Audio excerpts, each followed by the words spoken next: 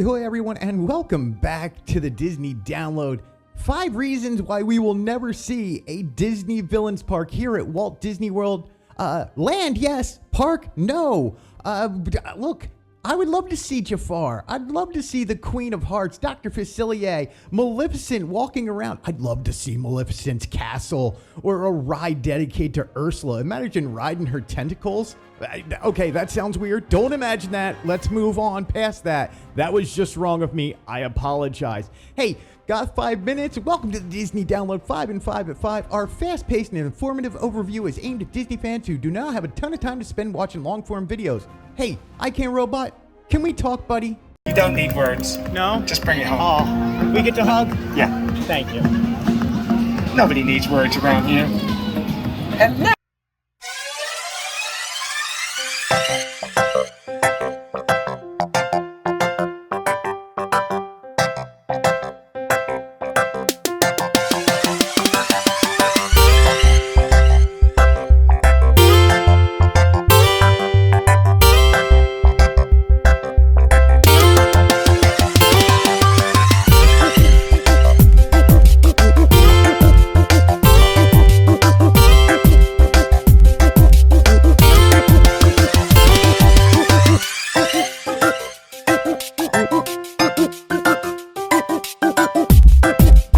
Today we're discussing 5 reasons why we will never get a Disney Villains Park here at Walt Disney World.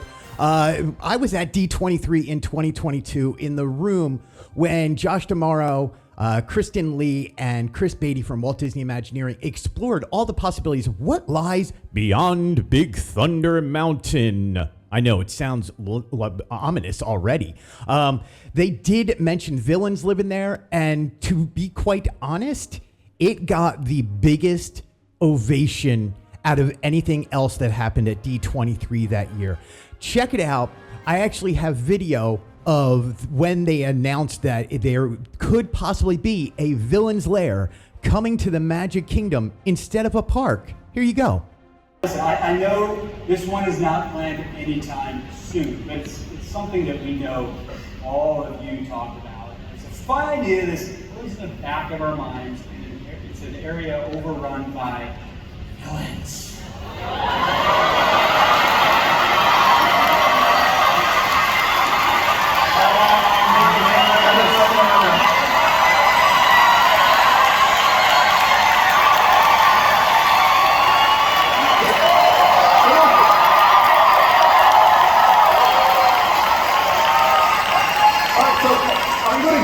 I'm going to guess this doesn't just cross our mind, but 7,000 other people as well. Love maybe to see this idea happen. And I know we love to hate, but mostly love, adore, and sometimes a little too obsessively adore our villains. All right, well, Chris, here I go again. I'm pretty sure that you shared another. Dude, people went ape crazy over that. Like, did you see that lady just jump up out of nowhere? She was like, oh my gosh, you mentioned villains, and like a roar erupts. So anyway, there's reason number 1, land versus park. They're talking about a villain's land now, obviously beyond Big Thunder Mountain. Anything can be back there, and they do mention that. So that pretty much put the nail in the coffin of Disney Villains Park down here at Walt Disney World. Number 2, infrastructure. Roads, you have to build roads in and out. You have to build drainage, water, sewer, so many other things that you have to think of that is not just building a park itself, but underneath the park and getting the park there and the buildings that have to support these places. That's reason number 2. Number 3, and again, this is going to be, there's no judgment here. I'm not saying anybody's right or wrong, but there is a very religious America out there, and you're going to alienate 50% of your population who holds strong moral and religious beliefs. And Disney is definitely not going to tell Grandma Janine that she can't go to the park because she has church on Sunday.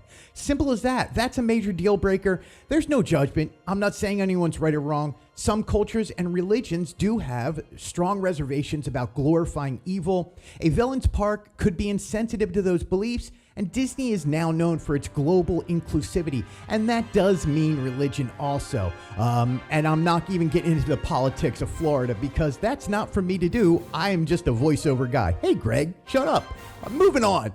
I just don't want to get into it. Like, I think people are allowed to think how they want to think, and Disney sites would be happy to report on Disney going nuts, but yeah. Here you go. Thought starter on Disney villains. Looming overhead with Casa Montreal in the distance, and then we arrive at Santa Cecilia. That's what could be out there beyond Big Thunder Mountain. There you go. Part 2 on the lands and parks thing. It's going to be scary for kids. Disney prides itself on being a place for families. A park dedicated to villains might be thrilling for some, but it could be scary and confusing experiences for younger guests, especially those unfamiliar with with darker Disney stories. Imagine, we're going to have an imaginary child, little Timmy. He's 6 years old. He's being dragged into Maleficent's towering spires with its Gothic cathedrals. Their gargoyles are leering down over him. Imagine Dr. Facilier's shadowy voodoo empire in a store, like with cauldrons bubbling. It's unsettling to kids. Little Timmy doesn't understand that. Little Timmy is 6. He still runs to mom and dad at night when he hears strange noises. Now there's an evil clown under his bed. Sully's in his closet. This kid doesn't understand. But also, there's more villains in the parks now. Mickey's Not So Scary Halloween Party is going to bring more villains to us. And Disney has tried this in the past when they did Disney Villains After Hour. We went in 2019, had an amazing time, but it did not sell very well. So I think that's when Disney decided to go with land over park. But please, in the comments, tell me what you think. Thanks so much for watching. I would love to hear your opinion. As always, subscribe. Thanks, guys. Thank you all so much for watching and listening, especially if you made it this far. Congratulations, you made it to the end. Thank you from all of us here at FantasylandNews.com. We appreciate it. You can find us at FantasylandNews.com or TheFanaticsBlog.com for all your latest in Disney parks news and Walt Disney Company entertainment news.